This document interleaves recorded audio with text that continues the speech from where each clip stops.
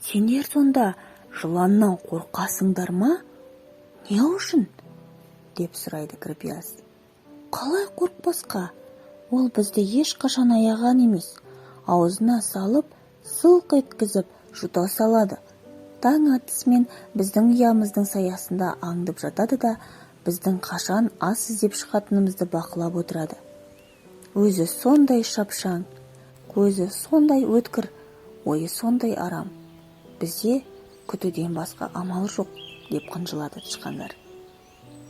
Біз, кірпілер, дейді кірпияз кеудесін көтеріңкіреп, ешқашан жыланнан үркімегенбіз. Менің атам Қарас Абжыланның атаманын бағындырған. Енді жыландар кірпілерді екі қарыс айналып өтеді, деп кірпияз өзінің батырлық рухына өзі тамсанады.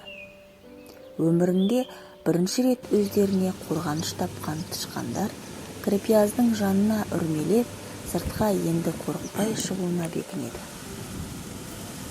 Барлығы бірдей қайсарланып, саға орнына сараланып, іннің бетін аша бастайды. Бір топ тышқандарды бастаған кірпияз іннің бетіне шыға бергенде, сұр Абжылан басын биікке көтеріп, тілін арқандай сумаңдатып, сылдап, қап, әттең, бұл не деген көрініс десеңші. Тышқандар байқұс Қарастың немересін өз қарамағына алған екен. Пай шіркін, мұндайды көрген де бар, көрмеген де бар. Бір қарағанда түсінбейді қалдым. Сен қайсар Қарастың немересі кірпиязсың ба? Қылыштай тікенектерің қайда? Деп мысқылдап, шегі қатып күліп жібереді Абжылан. Өзіңнің бұл тышқандардан түрің аумай қалыпты. Бойыңда өспепті, ойыңда өспепті. Енді менің асқазанымның құмарын қандырасың, деп жалмаңдайды Абжылан. Кірпияз ештеңе түсінбестен Сарымсақ өзенінің жағасына барып, өзіне қараса, арқасындағы инелердің барлығы сиреп, түрі ұсқынсызданып қалыпты. Артынан оратыла жеткен Абжыланды да байқамай суға қарай үңіле кетіпті. Абжылан аранын аша бергенде кірпияз бас айналып өзенге құлап түседі. Бірнеше ай шөп-шалаңмен қоректенген кірпияздың ағзасында зат алмасу бұзылып, дәрумендер жеткіліксіздігінен арқасындағы инелер қурап түсе берген екен. Сарымсақ өзені Таймас көліне қосылған жерінде кірпиязды бір балық аулап отырған қария қармағына сүзіп алыпты. Ой, обалы батқан байқұс жануар-ай, бұл өзенді қалай тап болған екенсің, деп оны жылы матаға орап үйге алып келеді. Аузына қасықтап сүт қойып, балыққа арналған құртын езіп беріп, 7 күн, 7 түн дегенде басын бері қаратады. Кірпияз есін жиып, қарияға, менің сізге алғысым шексіз, сіз мені құтқарып қалдыңыз.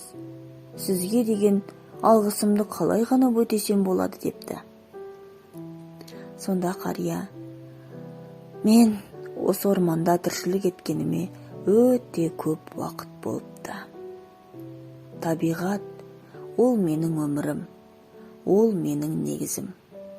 Мен бала кезімнен өсімдіктерге, ағаш будаларға, жан-жануарларға қызығушылығым ерекше еді. Әлі де солай. Табиғатқа қандай да бір зардап тисе, жүрегім қынжылып, жаным ауырады. Осы күнге дейін табиғат сырларын зерттеп келсем де, толығымен аша алар емеспін. Неге олай дедіңіз, деп таңданды кірпияз. Себебі мен өз тәжірибемде осындай жағдайды бірінші рет көріп тұрмын. Қылыштай қайратты кірпінің инелері не себептен тақырланып сиреп қалған? Біз адамзат тағы да қай жерден қасақана немесе әдейі, мүмкін абайсызда табиғатымызға теріс әсеріміз істейді екен. Сені осындай жағдайға жеткізіп суға лақтырған кім екен деп. Қарияның көзі дымқылданып, дауысы қоңырланып, Кірпиязға жәудірей қарады. Жоқ, мені ешкім қинаған емес, деп Кірпияз орнынан атып тұрды. Ата, бар кінә өзімде. Әке-шешемнің айтқанына құлақ аспай, өзімдікін жөн көріп, табиғаттың заңдылығынан қашықтадым. Сонда қалай болғаны? Деп таңдады қария, жасын жасыра сүртіп. Мен кірпілерге тән ата-бабаларымыздан келе жатқан тағамдардан бас тартып, ұстанымды өзгертіп, ерекше күн көремін деп шөп-шалаңдармен ұзақ уақыт қоректендім. Енді қазір оның бұрыс екеніне көзім жетті.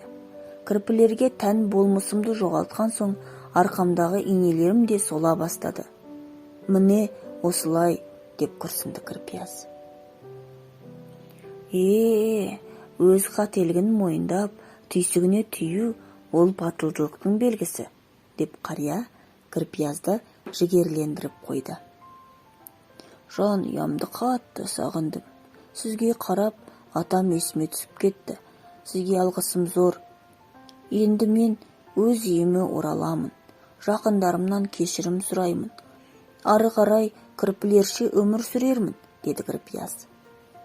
Солайша Кірпияз өз жанұясына оралып, мәнді де мағыналы ғұмыр кешкен екен. Наурыз айы келісімен селкілдек те Сарымса өзенінен айнала өтіп, өз отбасымен қауышқан екен. Кірпияз атасы Қарас екеуі абжыланның сағын сындырып, бағындырып, кішкентай тышқандар жанұясын өз қамқорлығына алған екен. 3 бөлімнің соңы, ертегінің соңы.